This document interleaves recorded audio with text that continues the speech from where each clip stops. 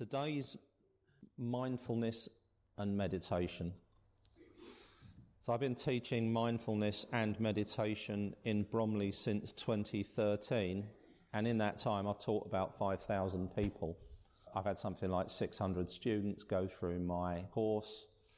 I teach government regulator, I teach the 6th biggest law firm in the world. I've worked with organisations like Amazon. I work with the NHS at Darren Valley Hospital. I've been there since 2014. And over that time, I've learned a lot more about people's minds and how mindfulness in our culture operates. And there's a concept that I have called the modern mind, right? So we've all got a modern mind. We also have an ancient mind, a genetic mind.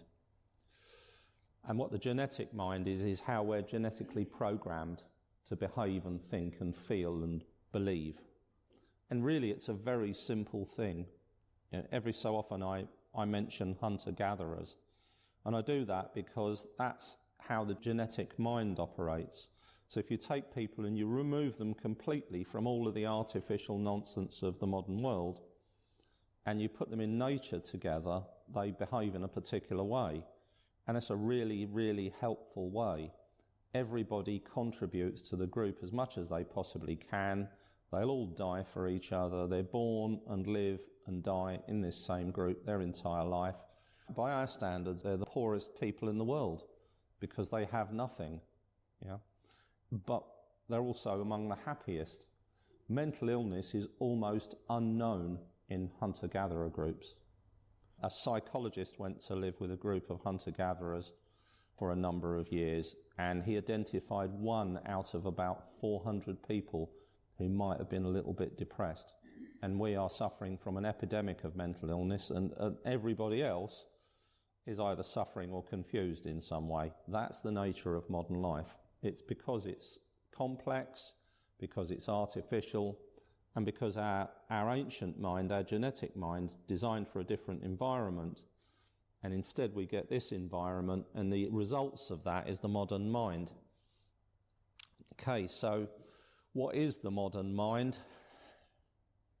Wake up in the morning, and it's chattering away. It's got tasks, it's got priorities, it's got time slots. That's what life is. I've got a thing to do. It's how important is it compared to all of the other things I need to do, and I've got a certain amount of time to do it. And then there's things like money and career and social connection and holidays and jobs and houses and cars. But essentially what it does is the modern mind spends most of its time trying to figure out how it's going to survive in the modern world, and ideally how it's going to thrive. And our culture tells us how we need to thrive. It tells us we need to be successful. We need to be successful is wealthy or famous generally. And if you can't do that, then you need to work as hard as you possibly can to get all of the things you need, and then you become happy. So there's a great book by a guy called Shawn Achor, which is quite insightful. I think it's called The Happiness Advantage. He also did a TED talk. So he's a positive psychologist. He studies happiness. Basically, what you've got is, across society, irrespective of people's lives, you've got some groups that suffer a lot, and psychology tends to spend a lot of time trying to help people to stop suffering. But these guys at Harvard, about 20 or 30 years ago, sat down and said, well, hang on a second, you've got this group here that remain irritatingly happy no matter what happens. So let's try to figure out what the deal is with them, and then we might be able to get this happiness. And so what Shawn Achor says is quite insightful. He says that the formula for happiness is broken. And what the formula for happiness is work hard, be successful, then be happy, right? That doesn't work. It's as simple as that. It's not going to give you what you want. So what is happiness? Now the thing is about the positive psychologists, they're studying it based on checklists and insight into their overall well-being. How happy are you on a scale of 1 to 10? But they avoid defining happiness. If you want a definition of happiness, you have to go to the Buddhists. So the Buddhists, especially the Tibetan Buddhists, I don't know if anybody's ever seen a video of the Dalai Lama, he's annoyingly happy. As a matter of fact, Buddhist monks are all annoyingly happy. They're at peace with themselves and with the world for a whole bundle of reasons. Now, I'm not a Buddhist, right? I'm never going to be a Buddhist. But I understand a number of the elements that they apply to their life. Meditation's a big part of it, huge part of it. And then there's their worldview, which is a really helpful worldview for happiness. So the Dalai Lama says, quite correctly, that happiness is gaining fulfillment from neutral experiences. Okay? Gaining fulfillment from neutral experiences. So what fulfillment is you don't need anything more than you've already got. So, yeah, we finish here, go and sit down in the park, at the park bench, look at the park. That's it. If you can't be fulfilled there, stop looking for it in the future, because what makes you think that whatever it is that's going to happen in the future is going to allow you to be more happy than you can be sitting out on the park bench? If you can't find it now, don't put it off. Happiness, future, future, future, future. And then you're retired, and then like pottering, purpose. What am I going to do with my life? What am I going to do life? And it's all over.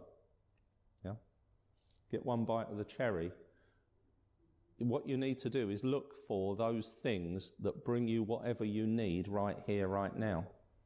And what do we all need? What we need is connection with other people, because we're a social animal, just like those hunter-gatherers. We need to find a group. We all need to find our tribe. And how do we do that? What we do is we go out and we connect to people. But not difficult in a anonymous city of 8 million people. So this is the conundrum of the modern mind. The thing we need the most, we're not taught about. Nobody tells us. You have to dredge through lots of literature, read books, watch lectures, to understand what gives people the happiness that they need. And what does it mean if you had that? Well, there are places in the world called blue zones, and these are the places where people more regularly live to be over 100 than anywhere else in the world. And you think to yourself, oh, well, that's going to be where all the rich people live, because they've got access to all sorts of top health care and stuff like that. Well, there's 2 of these places in Europe. One's an island somewhere in Greece, and the other's Barbagia in Sardinia, which is poverty-stricken, basically.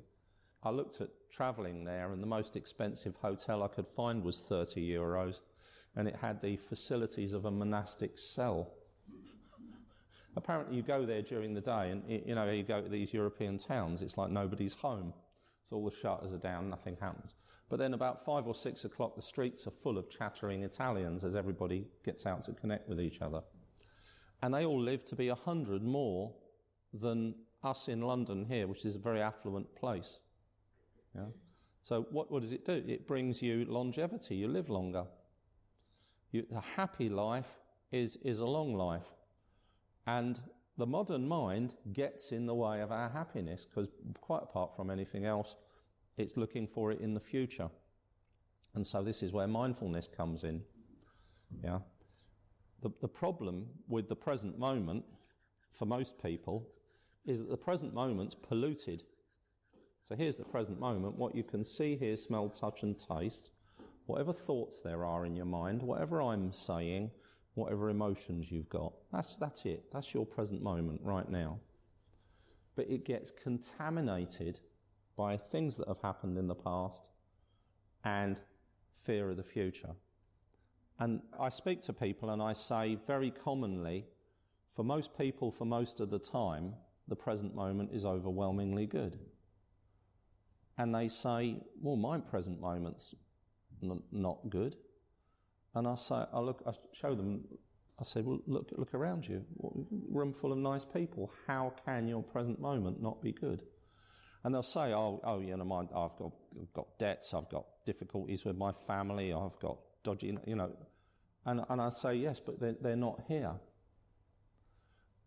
So what you're talking about, when you talk about your job and career and your family and your relationships and all that, that's your life situation. That isn't your present moment. The present moment is this.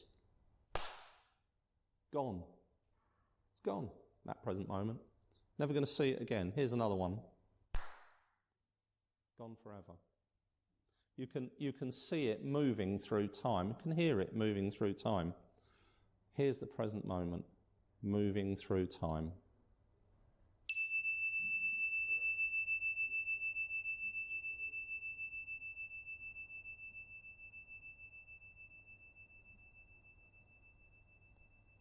In that sound is none of the things that you fear, none of them.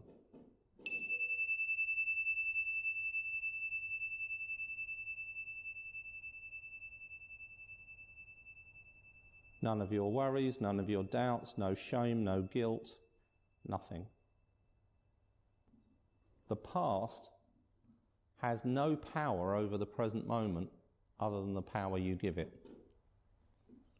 But because we all do it, we all think it's normal. We all think it's normal to live our lives like it's a long trail and we're on that trail and the present moment is just a step to be had on the trail to be gotten out of the way because at the end of the trail is the thing we're looking for. Whereas actually, the path that you're on, that's it. This is the journey of life. So that it's the difference between mindfulness is a chain, two things. One is you have to train yourself to return yourself to here from the places that your mind takes you. The modern mind's always living in the past and the future. So we train ourselves, that's where meditation comes in, over and over again, come back to now, come back to now, come back to now. And the other thing is it's a perspective, it's a recognition of the reality of being human, which is that it happens now, in the now. So to do that, to get here, what we need to do is train ourselves, and the way we train ourselves is with mindfulness meditation. Okay, so this is largely the training techniques that I teach, a mindfulness meditation. It's the foundation for everything in meditation, any meditation that's worth having. And the reason for that is because of, not necessarily because of what it is, but because of what it isn't. What we're doing is we're keeping our mind coming back to now, and that happens over and over again with mindfulness meditation. So this is one of the difficulties that new meditators experience. Mindfulness meditation practices a thing called focused attention usually. And what that consists of is that you're focusing your attention on something, your mind wanders, you bring your attention back, your mind wanders, you bring your attention back. And that can be a frustrating experience, but what you're doing is you're training your subconscious to notice that your mind's wandered. Because when your mind's wandering, you don't know. If you're having an imaginary discussion with someone in your mind, you're in that room having that discussion. So you need to train your subconscious to give you a nudge, and then you have the choice. You get to choose whether you stay in that room having that conversation in your mind or whether you come back here. But without doing the meditations, you're not going to train your subconscious, and you'll be on autopilot for your entire day and week and month and year and, oh dear, lifetime. Yeah, so this is the alternative to spending our lives on autopilot. Okay, so what we'll do, the best way to learn to meditate is to not meditate. Best way to learn to meditate is to do a thing called what I call the meditation of no meditation. There's only two rules for this, really. One is it's better to have your feet flat on the floor, and the other is that you can either close your eyes, because it's a listening exercise, so it's just a listening exercise. You can either close your eyes or you can look down past the tip of your nose and half close your eyelids. And that's only so you don't get distracted while we do this listening exercise. And this is an exercise of listening for the next sound.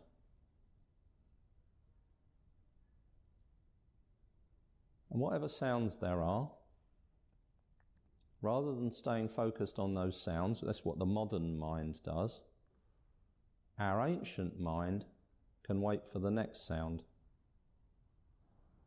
So while we're listening now, there's movements out in the mansion. And the modern mind would just focus on the movements.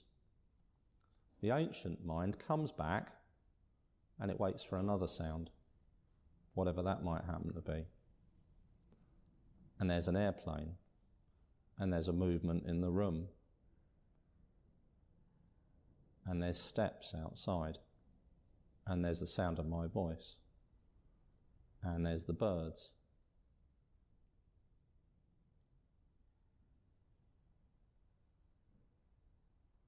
And whatever sound there is, you just let it go. The moment you're aware of it, you let it go and you're waiting for the next sound.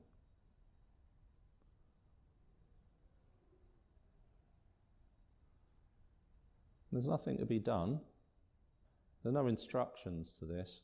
This is just waiting for the next sound. So you can't do it wrong. Doesn't matter about if the mind's busy, because this has got nothing to do with the mind. It's got to do with listening for the next sound.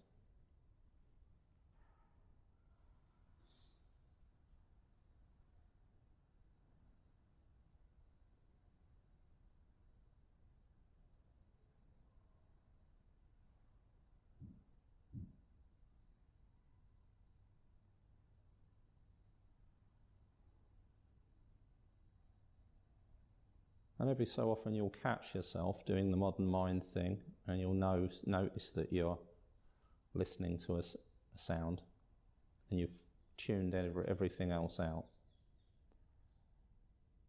And then you just come back and you listen for all sounds, the next sound, wherever it might happen to come from. Could be to the left, could be to the right, could be in front of you, could be behind you.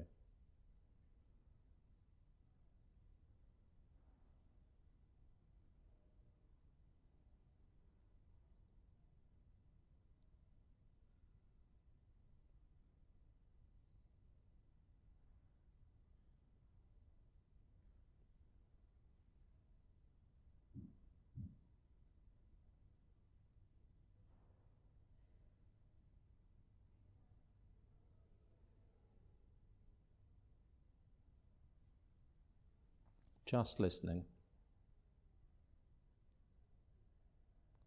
So it's not an exercise. We're not trying to calm the mind. We're not trying to do anything. There's no trying.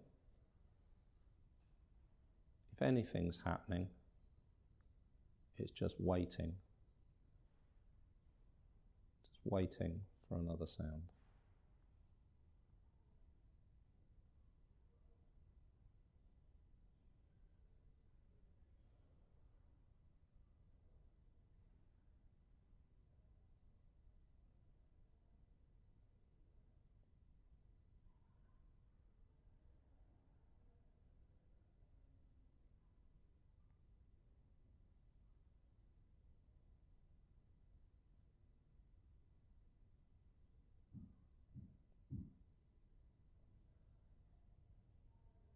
Just listening.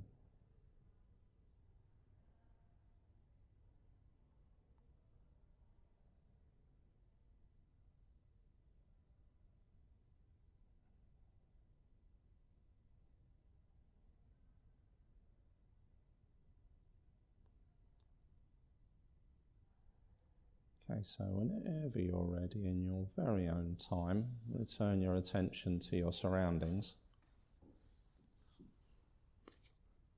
But what I want you to do is to carry on doing that practice, listening for the next sound. And notice that you can do it. Notice that you can listen to what I'm saying, and at the same time, you can be aware of sound all around you. So I'm doing it now. You'll learn that you can speak and you can still be conscious of whatever sound's happening around you, anywhere. This is what your cat does when it walks across the lawn. It seems to be strolling, it's relaxed, it's not really here, is it? And then there's a tiny little rustle in the bushes and it stops and it turns. It's aware of its environment through sound. It's heard something. It's just frozen, looking at the bushes. And it doesn't know what it might be. It might be prey, it might be predator. So in other words, it might be a little mouse that it can eat, or it might be a nasty fox that it's going to have to run away from. It doesn't know. This is our genetic inheritance. We have that capacity to be aware of our environment through sound. So that's the ancient mind. And then the modern mind, if it hears a sound, it sticks with that sound and tunes everything else out. Next week, we're going to be doing a session called Too Busy to Meditate. Most of the people that I meet, well, about half of them, something like that, have tried to meditate now, but not many people manage to maintain a practice. The next week is going to be a key insight into why that's happening. Early on in the sessions in this course, I explained a practice that you can engage in that will get you into meditation. And what it is you say to yourself, each morning when I wake up, I'm going to spend 2 minutes doing this, the meditation of no meditation for sound. But then what will happen is most of us won't do it for a whole load of reasons. And the main reason is the modern mind and the busy modern life. Modern life is just constant things to do, and the modern mind is all about the future and the past, and it becomes a burden. And so little things like doing 2 minutes of the meditation of no meditation for sound drop out. And then what will happen, at some point, we'll recognize that we haven't done the thing that we said we were going to do. And when you notice you haven't done it, that's when you do it. Because you can be anywhere. You can be doing anything. You're able to do this listening, meditation of no meditation for sound. And then it will find its way into your life. And it doesn't matter if it's the same day, the next week, next month. Oh, I didn't do the meditation of no meditation last week. It doesn't matter. Whenever it comes to mind, that's when you do it. And then what you're doing is you're reconnecting with the present moment. And for 95% of people, this is frictionless. It's not uncomfortable, it's not irritating, it's not frustrating, it's not difficult. You're not trying, there's no expectations, there's no goals, you can't get it wrong. And then you've got it in your life. And then from then, you just build on it bit by bit by bit. We're too impatient in the modern world. What we want is a payoff, quick payoff from everything we do.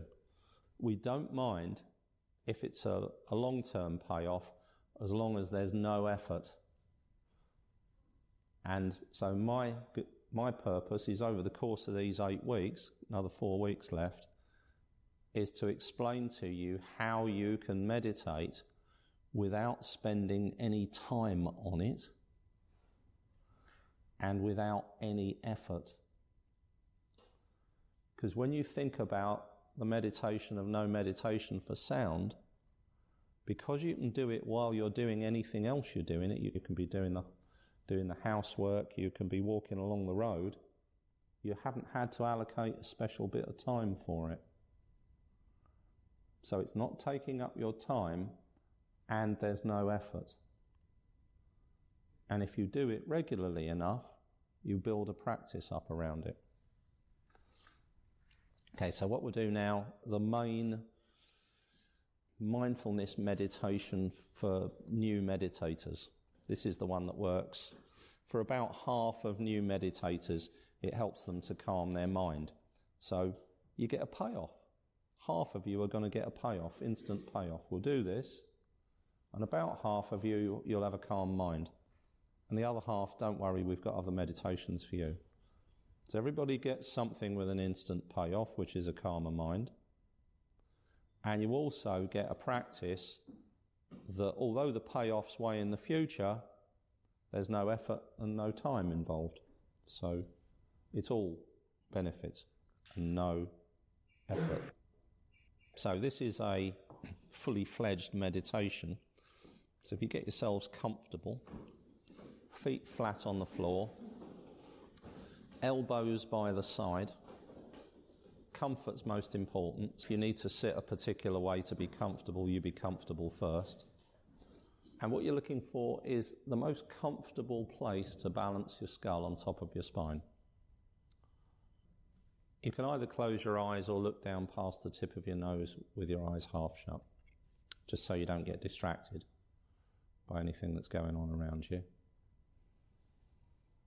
If you place your tongue gently up against the back of the top teeth,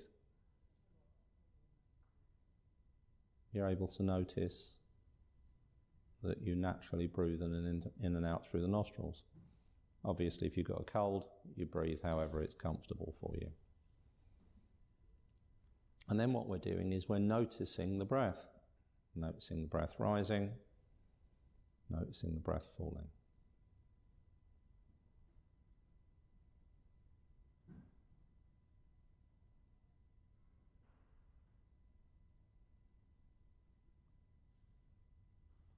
And what we're going to do is count the breaths.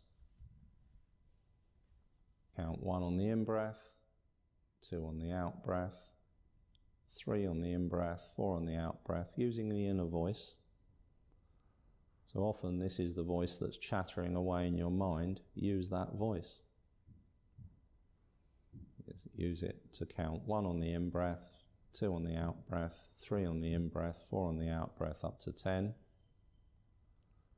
When you get to 10, come back to 1. When you lose count, come back to 1.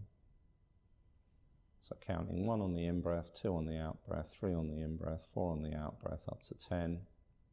Get to 10, start at 1. Lose count, start at 1.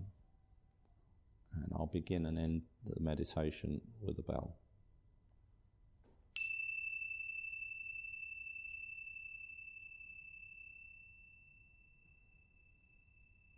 Just practice this for the next few minutes. It's called counting the breaths.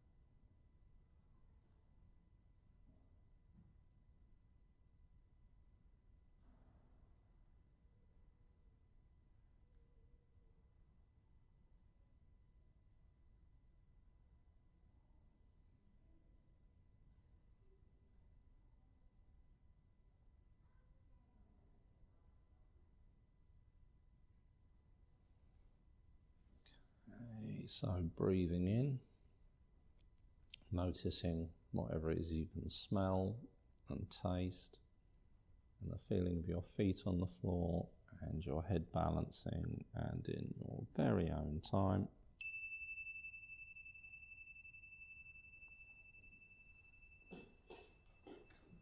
gently return your attention to the room. So it's just under half of people that do that notice that their mind becomes calmer. So you found a way to help your mind become calmer. So the time to do this is, for the people for whom it works to calm the mind, is when you're trying to get to sleep. If you want to get to sleep and you can't get to sleep, 10 or 15% of our society that can go to sleep whenever they want, wherever they are, they're often, they're the sort of people you go out with and you're chatting and they fall asleep. Them irritating people. So this isn't for you. You just carry on being smugly capable of going to sleep. Everybody else struggles to get to sleep from time to time. And the thing that stops you from getting to sleep is your mind. Yada, yada, yada, yada. It's chattering away. So what you do is you do the counting the breaths meditation, right? Now, usually to get a payoff from anything in life, you have to invest some time. And that time is always from the point when you get up in the morning, get out of bed, to the time you go to bed. That's the precious time when we do stuff. So if you're doing this after you've gone to bed, between you go to bed and you're going to sleep, there's no investment of time. You haven't had to spend, you notice how we say spend time, like it's money. Spend time doing this practice. You get an instant benefit, instant payoff, you sleep better. And you're doing this mindfulness meditation. We'll do another couple in a moment, and I'll explain to you how they work. So then you've got a long-term payoff, and you haven't had to spend any time on doing it. Just like the meditation of no meditation for sound. No investment of time. Your days are just as long as it was previously. And that process, that practice of meditating when you get to bed at night, that's got a name, it's called meditation. And it's huge. In our busy world, everybody meditates. All meditators meditate. And you can also do that when you wake up in the morning. You can meditate before you get out of bed. If you say, oh no, I have to get out of bed the minute my alarm goes off. If you've got a snooze, so usually you press a snooze and you go back to sleep. Instead, meditate. So you're meditating in the 10 minutes of the snooze. Sometimes you'll go to sleep, other times you'll meditate, and you haven't spent any time. There's a payoff. There's a payoff now, payoff in the future. You haven't had to invest any time to get it. Okay. But counting the breaths meditation only works for just under half of people as a way of calming their mind. This is the next best thing. So for those of you that prefer that meditation, the counting the breaths meditation, you can carry on doing it. But this meditation, this is for the people for whom counting the breaths doesn't calm their mind. This is called labelling the thoughts. There's a couple of things that I know about everybody in this room. One is, in a moment, you're going to have a thought. And you can't choose not to. Thought's going to arise. Even if you can calm your mind and silence your mind, at some point, a thought's going to arise. And when it does, you don't know what it is. That's what it means to be human. Thoughts pop up. We don't know when the next one's going to be, and we don't know what it's going to be about. So what this is a process. Let's say you're sitting in this room quietly and you wanted to do the meditation of no meditation for sound. There you are, you're waiting for the next sound. Another sound, waiting for another sound comes, another sound. This time what we're doing is waiting for the next thought. So what you do is you just close your eyes and you're waiting for a thought to arise. And when a thought arises, what we do is label it using a word, using the inner voice. And the word that we use is thinking. So there we are, sitting here quietly waiting for a thought to arise. Thought arises, we say thinking in our mind, and then we come back and we're noticing the breath. Just the only reason we're noticing the breath is because it's a reality check for the present moment. While we're aware of the breath, we know our mind hasn't wandered. So we're noticing the breath. We're waiting for another thought to arise. Another thought arises, we say in our mind, thinking, and we come back and notice the breath. Wait for the next thought. Another thought, thinking, back to the breath, repeat. Try this out. It's called labelling the thoughts. Just want to get yourselves comfortable.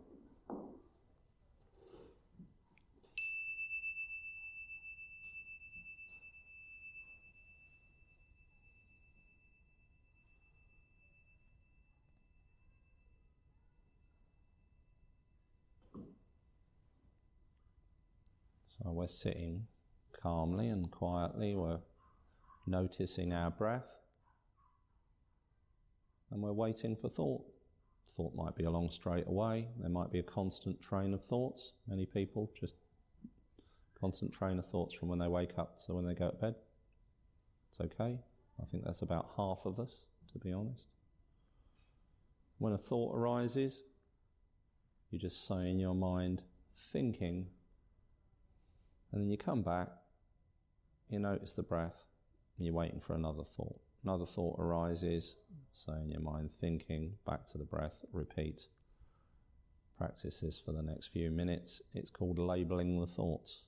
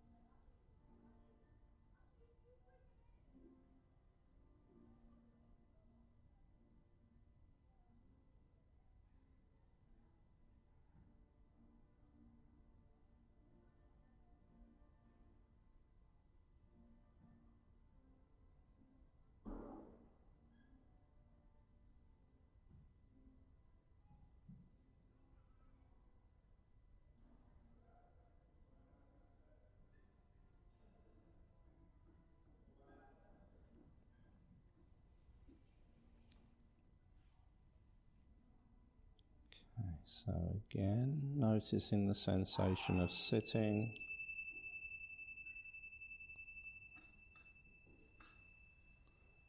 And whenever you're ready, return your attention to the room.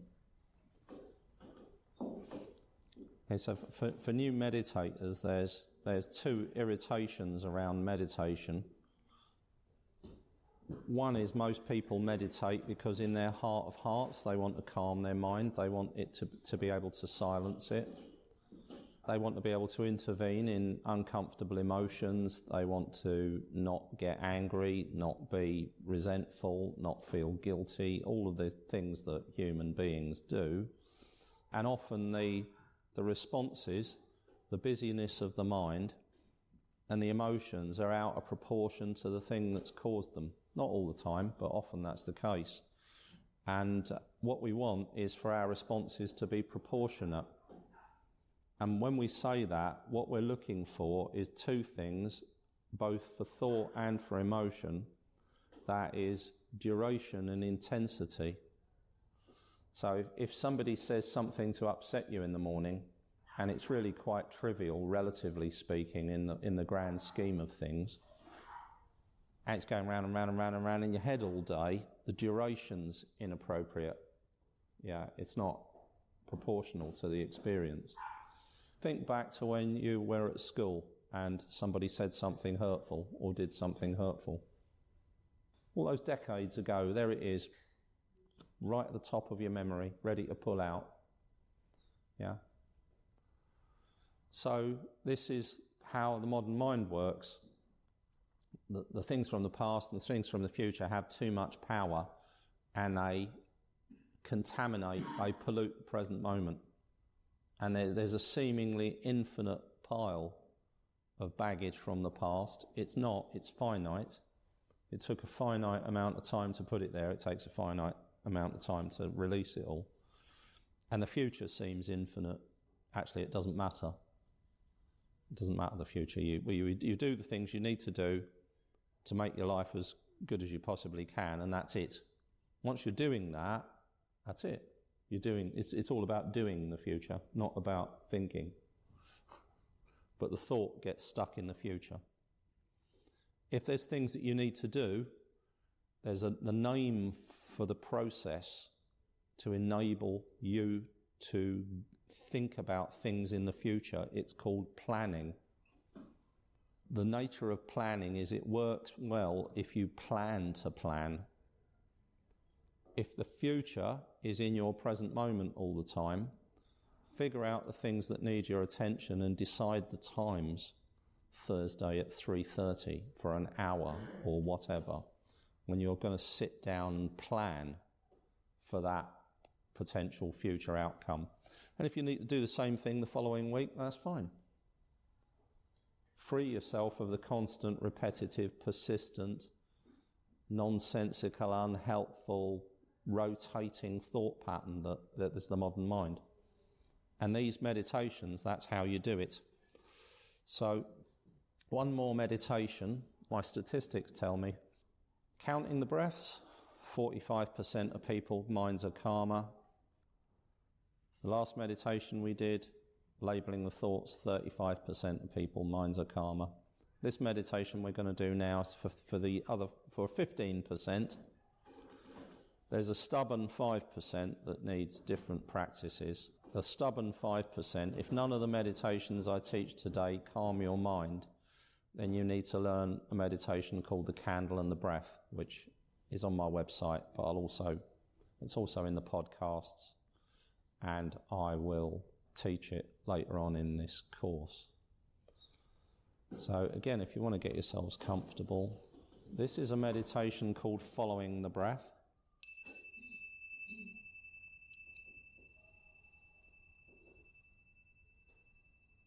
It works as a way of helping people to calm their minds, 15% new students. And it just consists of noticing the breath. You're just noticing the breath rising and falling.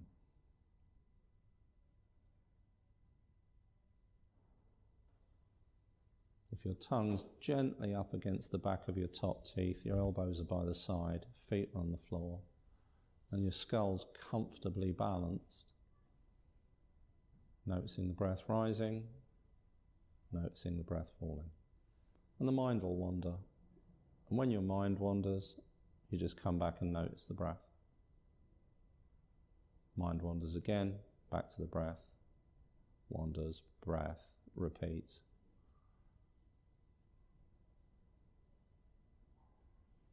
Practice this for the next couple of minutes. It's called following the breath.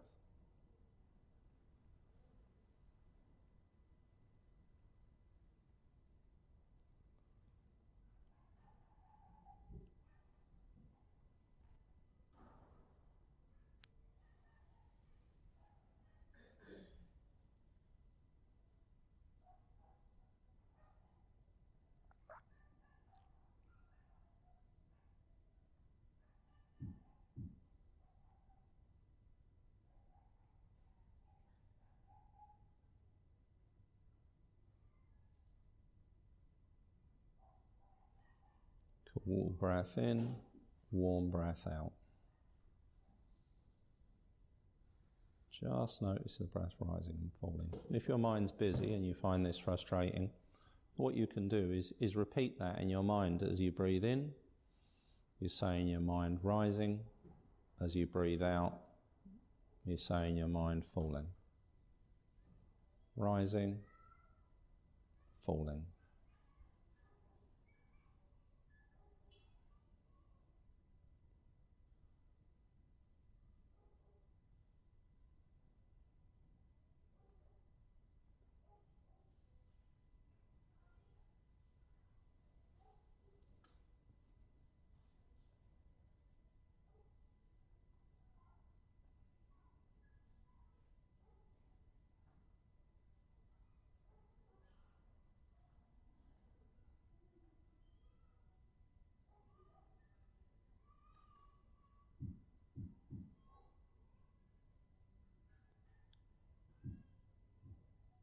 Doesn't matter how many times the mind wanders. The mind wanders 1,000 times. We just gently, patiently, compassionately return our attention to the breath 1,000 times.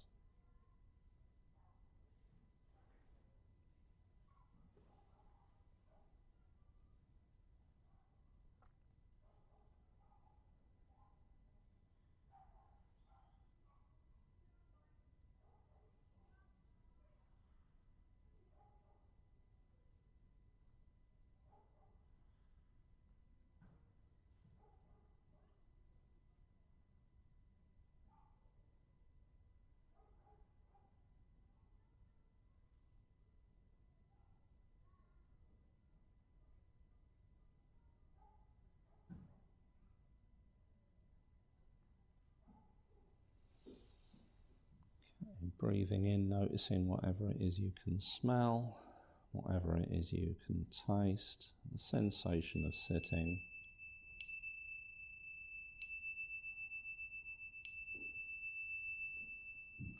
For 95% of you, you've experienced a practice that helps to calm your mind.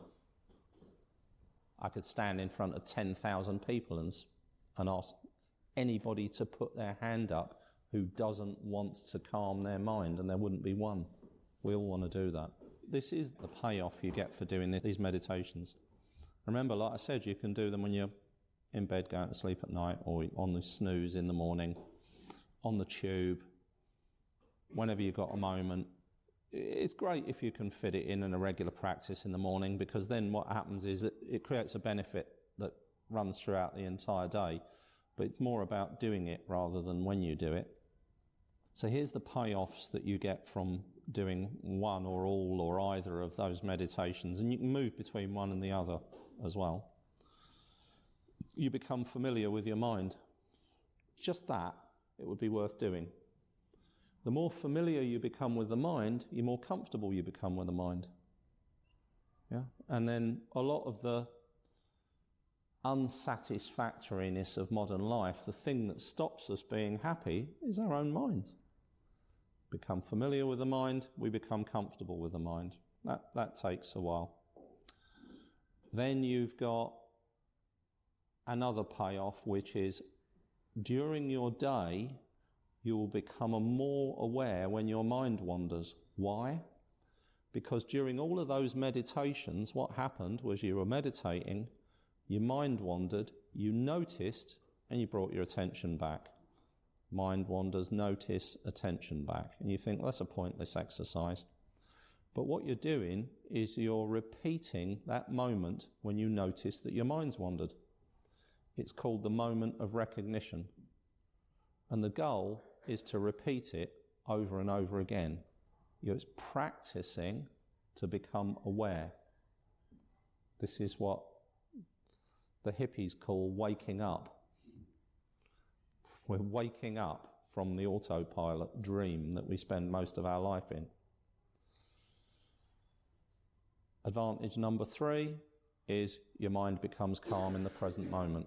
So you learn about your mind, you become familiar with your mind.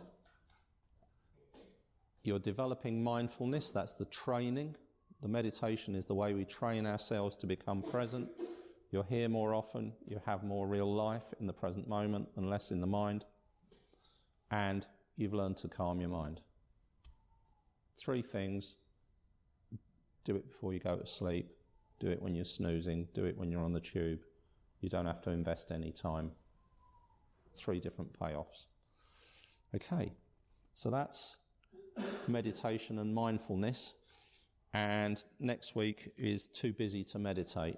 So too busy to meditate, it's all about people who are too busy to meditate and how we can help you out.